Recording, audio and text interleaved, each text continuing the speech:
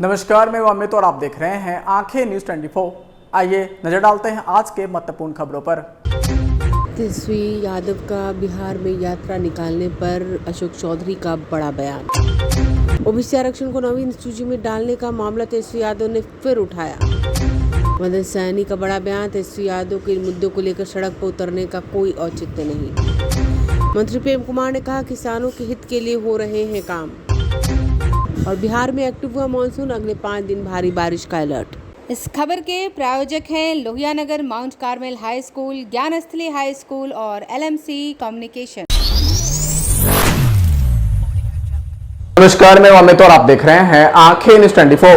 बिहार सरकार के मंत्री अशोक चौधरी ने कहा कि बिहार सरकार इस तरह की गड़बड़ी को रोकने के लिए पहले से काम कर रही है और एक नया कानून भी बनाया है। वहीं ग्रामीण कार्य विभाग द्वारा पुल गिरने के मामले की जांच निगरानी से कराए जाने पर विपक्ष के बयान पर उन्होंने आगे कहा कि जांच कैसे होगी, यह निर्णय सरकार को करना है। विपक्ष अपने तर्क से जांच को गलत ना बताए, मगर सरकार को भरोसा है निगरानी ठीक से काम करेगा। वहीं जांच की अगर जरूरत पड़ेगी तो जज के माध्यम से भी जांच कराई जा सकती है। वहीं विपक्ष अपने सरकार में जो गड़बड़ी हुई थी उसकी जांच क्यों नहीं कराई। वहीं तेजस्वी प्रसाद यादव के बिहार में यात्रा निकालने पर उन्होंने कहा कि यात्रा करना अच्छी बात है, ग्राउंड रियलिटी से उन्हें जानकारी मिलेगी कितना विकास हुआ है नीतीश कुमार के शासनकाल में। वहीं लालू प्रसाद यादव के शासनकाल के बाद आइए आपको सुनवाते हैं और क्या कुछ कह रहे हैं मंत्री अशोक चौधरी। कोर्ट का ऑर्डर है 550 पेज का सुप्रीम कोर्ट का ऑर्डर है। जब तक कि इसका पूरी तरह से अध्ययन नहीं किया जाए, इसके लीगल एस्पेक्ट को समझा नहीं जाए, तब तक इस पर कोई कमेंट करना उचित होगा।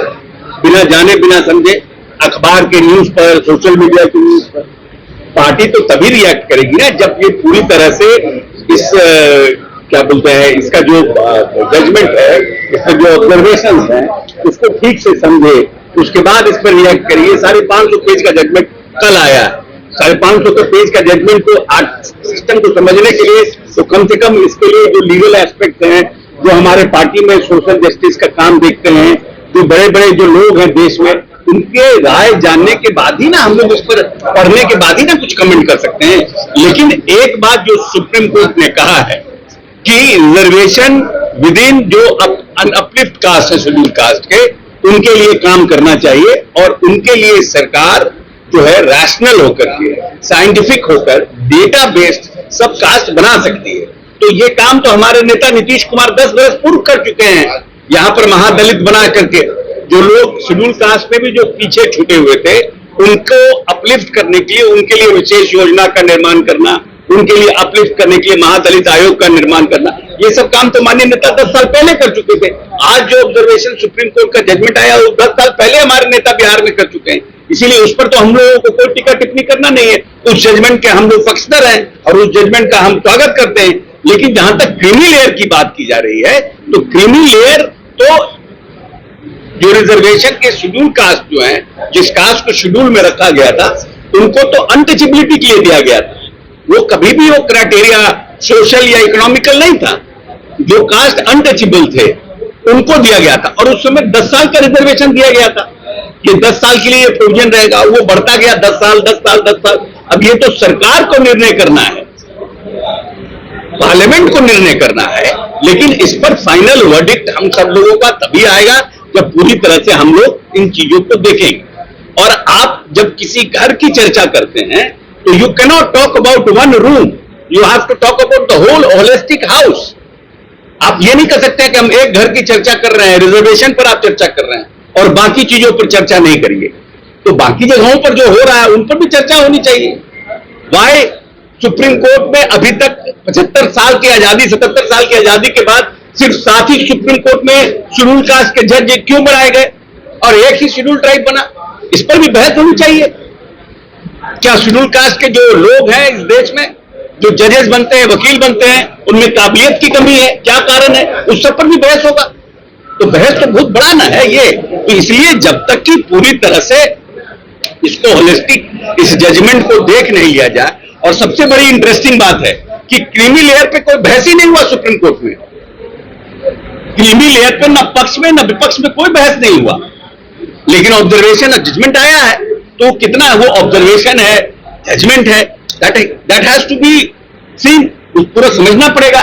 और लीगल जो एक्सपर्ट्स हैं उनसे बात करने के बाद पार्टी आप लोगों से बात करेगी। नहीं, अब ऐसा है कि ये निर्णय सरकार को करना है।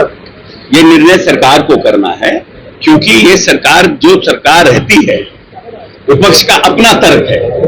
हमको अगर हम निगरानी का, हमारे पास हमको ये भरोसा है कि निगरानी हमारा ठीक से काम करेगा। जरूरत पड़ेगा तो वहां भी भेजेंगे, इसमें क्या है। लेकिन हमारा ट्रांसपेरेंसी है। अब है कि हम एक स्टेप आगे जा रहे हैं तो आप करें क्या 5 स्टेप आगे का ही नहीं। आप अपने समय में इस तरह की गड़बड़ियां में इस तरह का क्यों नहीं लाए थे? आपको कौन रोक रहा था करने के लिए? आपने क्यों नहीं किया?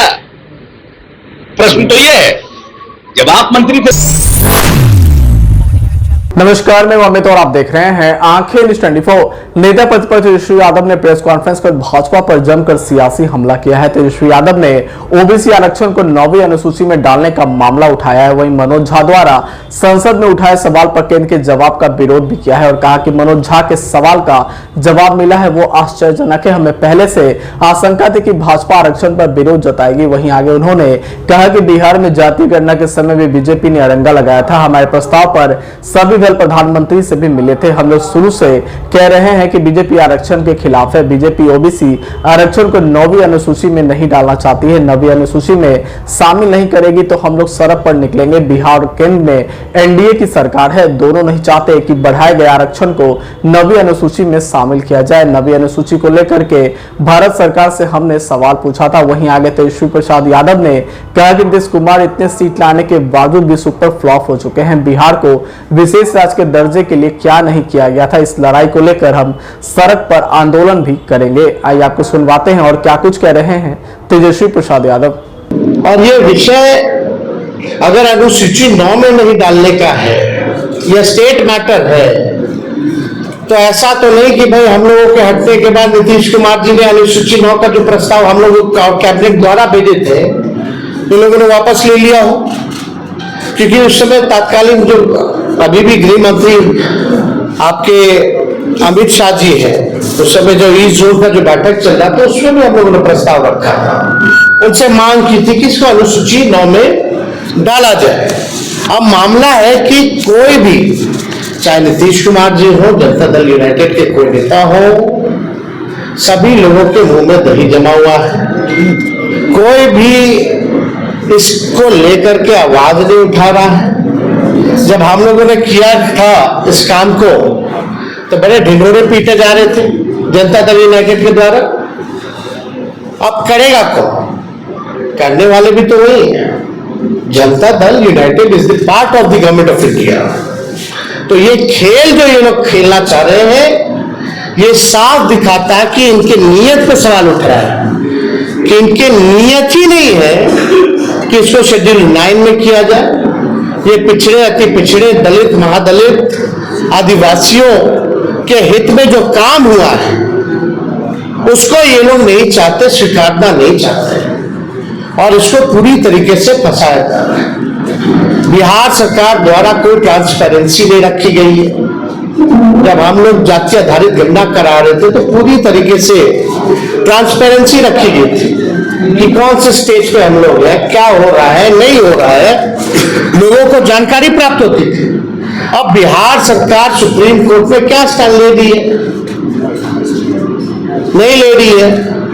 मुख्यमंत्री चुप है, उनके सारे मंत्री चुप हैं जो हमारे साथ बैठ करके मेरे नेतृत्व में प्रेस कॉन्फ्रेंस किए थे, कोई कुछ नहीं बोल रहा। यानी बिहार सरकार और नीतीश कुमार जी इतने सीट लाने के बावजूद भी पूरी तरीके से फेल हो चुके हैं, सुपर फ्लॉप हो चुके हैं। यह साबित हो रहा है कि उनकी कोई सुन नहीं रहा, या वो सुना नहीं रहे, या तो वो इंटरेस्टेड नहीं है, या तो उनकी बात को कोई नहीं सुनता। क्या क्या नहीं किया गया था बिहार के विशेष राज्य के दर्जे को लेकर के, क्या क्या आंदोलन दिल्ली से लेकर बिहार तक। अब देने वाला कौन है? भारत सरकार पार्लियामेंट में खड़ी होकर के, यानी उन्हीं की सरकार खुद मना करती है कि बिहार को हम स्पेशल राज्य का दर्जा नहीं दे सकते। खुद ही कह रही है कि हम अनुसूची 9 में हम नहीं डालेंगे। ये स्टेट मैटर। स्टेट मैटर कैसे? ये तो भारत सरकार को एक्सप्लेन करना चाहिए ना, कोई तो तार्किक जवाब देना चाहिए, टेक्निकल जवाब देना चाहिए। और अनुसूची 9 का तो सब लोग जानते हैं कि भाई भारत सरकार के हाथ में ही है और किसी के हाथ में नहीं। वो ना अनुसूची 9 में अगर राज्य सरकारों को होता या बता दे, या तो ये भी जवाब इसमें दे देना चाहिए था कि हाँ राज्य सरकार को अनुसूची 9 में देने का, रखने का दर्जा दिया गया है या है, ये भी बात बता देनी चाहिए थी। तो ये भी बात नहीं कही गई।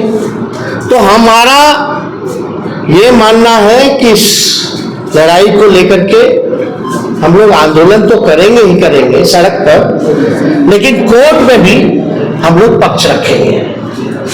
और हम लोग केवल यही इंतजार कर रहे थे कि भारत सरकार का इसमें क्या जवाब होगा। अब यह स्पष्ट हो गया है, भारत सरकार ने मना कर दिया है, तो इसको लेकर के राष्ट्रीय जनता दल अगले सोमवार, सावन का महीना है और हम लोग सोमवार तक हम लोग जो है अपना पिटीशन जो है सुप्रीम कोर्ट में हम लोग अर्जी राष्ट्रीय जनता दल द्वारा अपने पॉइंट्स को हम लोग रखेंगे। और बिहार सरकार को तो ये भी बताना चाहिए कि क्या आप प्रस्ताव जो दिए थे वो वापस ले लिए हैं कि नहीं लिए, या मुख्यमंत्री ने कोई चिट्ठी लिखी है नहीं लिखी है गृह मंत्री को अनुसूची 9 में डालने के लिए। और मान लीजिए अगर भारत सरकार मना किया तो जनता दल यूनाइटेड के लोगों का क्या प्रतिक्रिया है इस पर, यह भी स्पष्ट होना चाहिए। अगर भारत सरकार में भाजपा के बाद और कोई दूसरा तीसरा दल है मजबूत, तो वो जनता दल यूनाइटेड है, यानी एक अहम पार्टनर के रूप में है, निर्णायक भूमिका में है। तो जब आपकी बात ही नहीं सुनी जा रही है, ना बिहार को विशेष राज्य का दर्जा, ना 9वीं अनुसूची में, और मुख्यमंत्री जी तो हमारे साथ भी गए थे, उनके नेतृत्व में हम लोग सब गए थे हमारे प्रस्ताव पे प्रधानमंत्री जी से मिलने। उनकी तो मांग थी कि भाई जातीय गणना जो है पूरे देश में होनी चाहिए। तो आज तो नमस्कार, मैं अमित और आप देख रहे हैं आंखें न्यूज 24। बिहार सरकार में मंत्री प्रेम कुमार ने मीडिया से बात करते हुए उन्हें किसानों को होने वाले समस्याओं को लेकर बताते हुए कहा कि राज्य के किसानों का पैक्स के द्वारा अधिप्राप्ति की जाती है। वहीं आगे उन्होंने कहा कि पिछले वित्तीय वर्ष में धान की खेती का जो लक्ष्य था सरकार का 45 लाख मीट्रिक टन था, वहीं राज्य सरकार का लक्ष्य यही होता है कि राज्य के किसानों को उनका वाजिब हक मिले और राज्य में कृषि से जुड़े किसानों को फायदा हो। वहीं आगे उन्होंने कहा कि हम पैक्स को राज्य सरकार के सहयोग से और केंद्र सरकार के प्रयास से कंप्यूटराइज कर रहे हैं, जिससे हम इसमें और ज्यादा पारदर्शिता लाएगी और किसानों के साथ साथ राज्य को भी फायदा मिलेगा। आइए आपको सुनवाते हैं और क्या कुछ कह रहे हैं मंत्री प्रेम कुमार। व्यापार मंडल के माध्यम से पैक्स हमारा पंचायतों में जाकर के है, व्यापार मंडल हमारा प्रखंडों में जाकर के है, उनके द्वारा किया जा रहा है जाकर के। और आगे हम लोग का प्रयास जाकर के है कि आने वाले समय में कैसे पैक्सों को मल्टीपर्पज़ बनाया जाए। और अभी देश के माननीय प्रधानमंत्री नरेंद्र भाई मोदी जी के द्वारा सभी पैक्सों को किसान जुड़े एक छत के नीचे और किसानों के लिए उनको खाद, बीज, दवा, इस सारी सुविधा उपलब्ध कराने के ख्याल से सरकार की योजना चलाई जा करके है और प्रधानमंत्री किसान समृद्धि योजना के नाम से, ताकि एक छत के नीचे किसानों को सुविधा प्राप्त हो सके जाकर, काफ़ी सफल हुआ है जाकर। उसी तरह माननीय मुख्यमंत्री जी के द्वारा मुख्यमंत्री कृषि संजय योजना चलाई गई जाकर, किसान आधुनिक तरीके से खेती कर पाए जाकर, लागत कम हो, मुनाफा ज़्यादा हो। हर किसान के लिए संभव नहीं है कि बड़े यंत्र खरीद पाए जाकर, तो 15 लाख की योजना जाकर के, और 15 लाख में आधी राशि सब्सिडी जाकर के अनुदान और आधी राशि लोन है जाकर, उनको लोन चुकाना होता है जाकर के। तो इस तरह से किसानों के हित के लिए और सभी जो हमारे पैक्स हैं राज्य के अंदर में जाकर, तो तमाम पैक्सों को भारत सरकार से प्रयास से और बिहार सरकार के सहयोग से हम कंप्यूटराइज कर रहे हैं जाकर, ताकि हर की पारदर्शी मतलब जाकर, ये भारत सरकार की पहल है, राज्य सरकार का सहयोग है। राज्य के 4,477 पैक्सों का काम चल रहा जाकर के है, अंतिम चरण में जाकर के है। और आगे हमारा प्रयास जाकर के है कि जिस तरह बिहार में आप देख रहे हो कि बिहार में बड़े पैमाने पर कॉमफेड जिसका ब्रांड सुधा जाकर के काफ़ी सफल जाकर के, और लाखों गांवों से दूध संग्रह किया जा रहा है। प्राथमिक स्तर की जो समितियां बनी हुई जाकर के है, उससे किसानों को फ़ायदे हो रहे जाकर के हैं। और उसके बाद जो उनका सेंटर है विभिन्न स्थलों पर जाकर के वहाँ अलग प्रोसेसिंग किया जा रहा है, तो दूध से अनेक प्रकार के व्यंजन बनाए जा रहे हैं, मिठाई बनाए जा रहे हैं, छाछ है, लस्सी है, मक्खन, दही जाकर के, और काफ़ी डिमांड जाकर के फिर मार्केटिंग कर रहे हैं। उसी तरह हम लोग तय किया है कि भविष्य में फिशरी का मत्स्य पालक बिहार में जाकर के बड़ी संख्या में है, और देश का बड़ा हिस्सा जो बड़ी आबादी वाला बिहार हमारा राज्य है जाकर के, और यहाँ जो मत्स्य पालक हैं जाकर के उनके लिए फेडरेशन बनाने का हम लोग प्रक्रिया अपना रहे हैं जाकर के हैं, मधुमक्खी पालकों के लिए।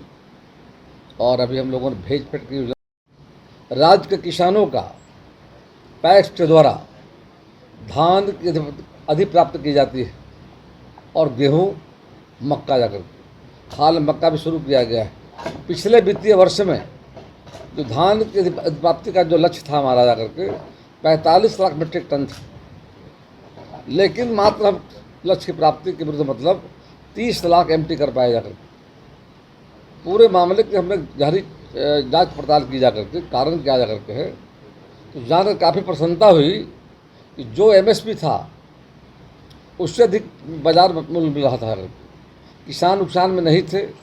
भारत सरकार प्रतिवर्ष MSP मिनिमम सपोर्ट प्राइस लगाती जाकर के है, और उसके आधार पर सरकार का प्रयास होता रहा सरकारों का किसानों को मूल्य मिले जाकर, और उसके लिए पैक्स हमारा जाकर माध्यम व्यापार मंडल जाकर के हैं। और वहाँ के बाद धान अधिप्राप्ति के बाद ये चला जाता मिलों में चला जाता है बिलिंग के लिए जाकर, और बिलिंग करने के बाद जब वापस आता है SFC को देना होता है जाकर। इसकी तिथि पिछले पर देख रहा था कि 31 जुलाई तक था मात्र जाकर, तो लगभग हज़ारों पैक्स वालों का टेलीफोन भी आया, कई जिलों में संपर्क भी किया जाकर, कई शिष्टमंडल मिलने भी आए थे। उनका डिमांड था जो CMR है इसको मतलब तिथि बढ़ाने के लिए जाकर तुरंत पहल विभाग ने किया, और 20 अगस्त तक तिथि बढ़ा दी गई है कि जिन पैक्सों के द्वारा चावल SFC को नहीं दिया गया है जो जाएगा जन वितरण प्रणाली की दुकानों में जाएगा जाकर। तिथि बढ़ने से काफ़ी लोगों को मतलब समझ सुविधा हो गई जाकर के पैक्स के लोगों को जाकर के, ये बड़ा संकट उनके सामने था। उसी तरह हाल के दिनों में सरकार ने तय किया है मक्का को लेकर। नमस्कार, मैं अमित और आप देख रहे हैं आंखें न्यूज़ 24। बिहार सरकार के समाज कल्याण मंत्री मदन सहनी ने पत्रकारों से बात करते हुए विपक्ष पर निशाना साधा। नेता प्रतिपक्ष तेजस्वी यादव के बिहार में यात्रा निकालने पर कहा कि सदन के 5 दिन के सत्र में एक दिन भी सदन में नहीं थे तेजस्वी यादव। वहीं आगे उन्होंने कहा कि तेजस्वी यादव का जो मुद्दा इस यात्रा को लेकर है, अपराध, विशेष राज्य का दर्जा, आरक्षण, उस पर क्यों यात्रा पे जा रहे हैं। राजद के 15 साल में अपराध की जो स्थिति बिहार में थी आज तक लोग भोग रहे हैं। वहीं राजद के शासनकाल पर सवाल उठाते हुए उन्होंने कहा कि 15 साल के शासनकाल में लालू यादव की सरकार में पंचायत में भी आरक्षण नहीं दी गई थी। वहीं तंज कसते उन्होंने कहा कि इन मुद्दों को लेकर तेजस्वी यादव को सर पर उतरने का कोई औचित्य नहीं बनता है। आइए आपको सुनवाते हैं और क्या कुछ कह रहे हैं मदन सहनी। हाँ पूछिए। काफी जानकारी हो रहा है, पहले भी आपने आश्वासन दिया था लेकिन इन लोग की मांग अभी तक नहीं। इस संबंध में हम लोग विभाग में अभी अंतिम रूप से कोई निर्णय नहीं ले पाए हैं, क्योंकि भारत सरकार ने इनके पद को विलोपित कर दिया है और ये विभाग में 1-2 साल काम कर चुके हैं। इसलिए हम लोग भी चाहते हैं कि इनको जो है रखा जाए, लेकिन अभी हम लोग विभाग में इससे संबंधित जितने पदाधिकारी हैं सबको बुला करके हम लोग बात करते हैं, और उसमें क्या निर्णय होगा तो हम लोग इस पर देखते हैं। 2 वर्षों से आपके पास आ रहे हैं लोग? 2 वर्ष नहीं हुआ है अभी।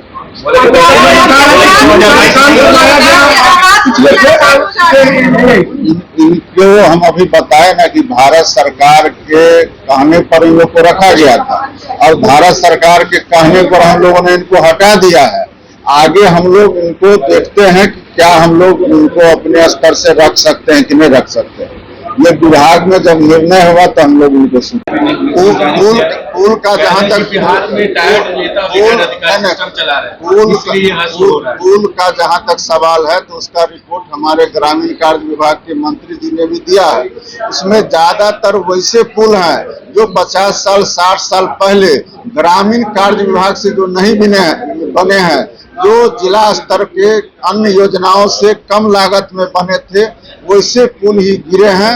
ग्रामीण कार्य विभाग का एक पुल गिरा है जिसके आधार पर वहां के इंजीनियर पर कार्रवाई की गई है। उसके अलावा जो भी पुल गिरे हैं वो जिला स्तर पर कम लागत में बने हुए पुल गिरे हैं। और पुल का और सड़क का गुणवत्ता का जांच हमेशा होता रहता है।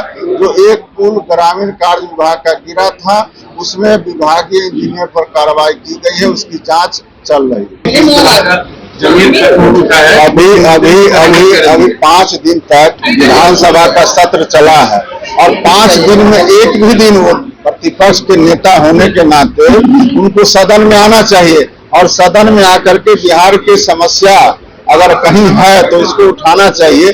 जो प्रतिपक्ष का नेता विधानसभा के सत्र में एक दिन भी नजर नहीं आते हैं, उनसे बिहार के लोगों को कोई उम्मीद नहीं है। और बिहार में जो काम माननीय मुख्यमंत्री नीतीश कुमार जी ने करके दिखाया है उसका बराबरी इस जन्म में वो नहीं कर सकते हैं। इसलिए उनको जहां भी जाना है, जिस यात्रा पर भी निकलना है, उसके लिए वो स्वतंत्र है, निकले, उससे यहाँ कोई फर्क नहीं पड़ने वाला है। माननीय मुख्यमंत्री नीतीश कुमार जी बिहार के लोगों का सेवा हर स्तर पर किए हैं और करते रहेंगे। रही बात विधि व्यवस्था का, तो बिहार से बेहतर विधि व्यवस्था हम लोग आंकड़े के साथ कह सकते हैं, किसी दूसरे जगह नहीं है।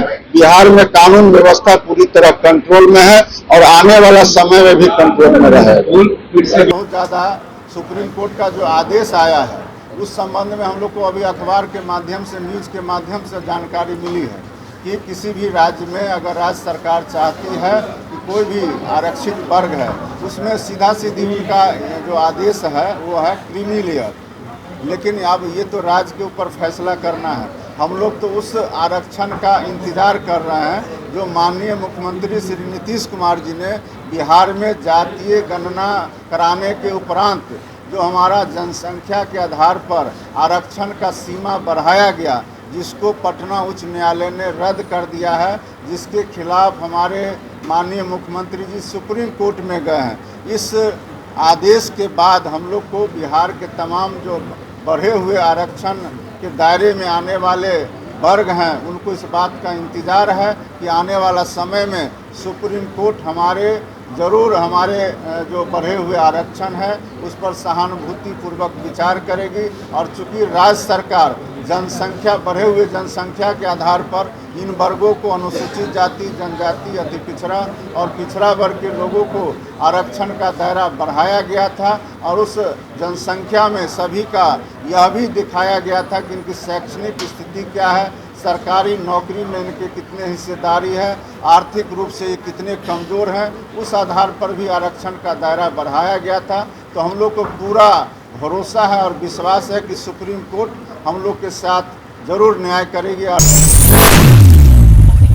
बिहार के लोगों को जिस घड़ी का इंतजार था वो आखिरकार आ गया है। अगस्त की शुरुआत होते ही बिहार में मॉनसून पूरी तरह से सक्रिय नजर आ रहा है। कई जिलों में भारी बारिश हो रही है। वहीं 1 अगस्त को पटना समेत कई जिलों में तेज बारिश दर्ज की गई। वर्षा होने से किसान के चेहरे भी खिल उठे। वहीं लोगों को उमस भरी गर्मी से राहत मिली है। आने वाले 5 दिनों तक मॉनसून जम के बरसने वाला है। वहीं बारिश होने से अब खेती किसानी एक बार फिर से शुरू हो जाएगी। वहीं पटना स्थित मौसम विज्ञान केंद्र के वैज्ञानिक सोनी कुमारी के अनुसार पटना समेत राज्य भर में मॉनसून के करीब 10 दिन बाद रफ्तार पकड़ी है। वहीं आने वाले 5 दिनों तक अच्छी बारिश होने की संभावना जताई गई है। ऐसे में ठनका गिरने का भी खतरा बढ़ जाता है, इसलिए सावधानी जरूरी है।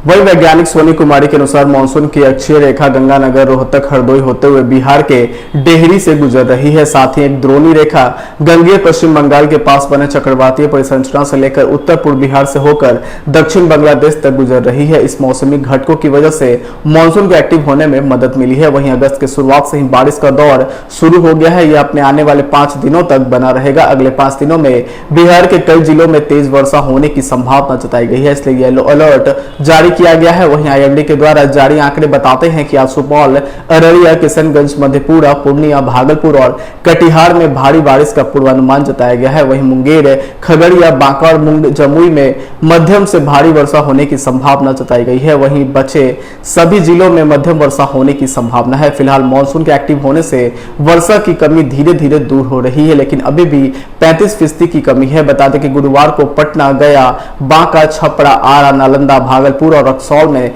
तेज बारिश हुई। वहीं गया में आकाशीय बिजली की चपेट में आने से 5 लोगों की मौत की खबर भी सामने आई है। वहीं पटना में भी आकाशीय बिजली से 2 लोगों की मौत की खबर आई है। पिछले 24 घंटों में आकाशीय बिजली से प्रदेश में 20 लोगों की मौत हो गई है। इनमें गया में 5, सासाराम और जहानाबाद में 3, सारण, पटना, औरंगाबाद और नालंदा में 2 और जमुई में 1 की मौत की खबर की सूचना आई है। वहीं आज भी दक्षिण बिहार के सभी 19 और उत्तर बिहार के सभी 7 जिलों में बिजली गिरने की संभावना बनी हुई है। इस वजह से सचेत रहने की सलाह दी गई है।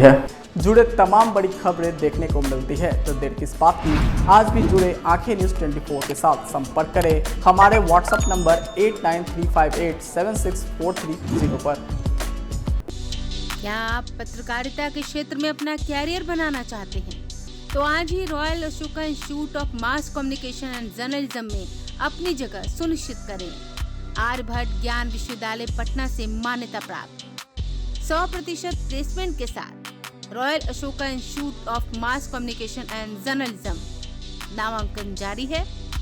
हमारा पता है DS/16 गायत्री मंदिर के समीप, कंकड़ बाग, पटना 8,20,000। आप हमें संपर्क भी कर सकते हैं।